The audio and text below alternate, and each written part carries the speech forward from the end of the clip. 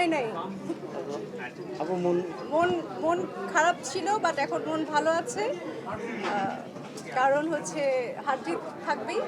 আর আমার কাছে মনে হয়েছে আমরা হারিনি, কারণ আমাদের জন্য মেসি আমাদের এই জেনারেশনটাকে, এখনকার জেনারেশন হোক আগের জেনারেশন হোক, মেসি একটা নাম দিয়ে গেছে, একটা ব্র্যান্ড মেসি। তো আমরা মেসিকে পেয়েছি, এবং মেসির জন্য যে এত মানুষ পাগল, আর্জেন্টিনার জন্য আমরা তো ছোটোবেলা থেকে দেখে আসছি যে আমরা সবাই পাগল।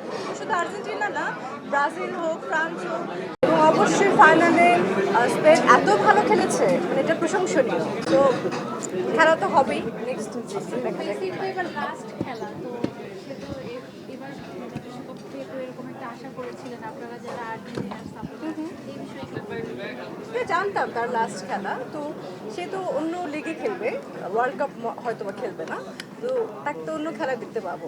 আপু ব্রাজিলের যে ভক্তরা আপনারা আছেন বলতে, তারা একটু পচিয়েছে কিনা হারার পর, বা মজা করেছে কিনা, একটু ফোটা দিয়েছে কিনা? না না, আমরা ওরকম করে ব্রাজিল সাপোর্টারদেরকে নিয়ে কিন্তু আমরা খেলা দেখেছি, কারণ আমার সবাইকে একজন একজন করে চলে যেতে হয়েছে দল ছেড়ে, তো এটা খেলার পার্ট একটা।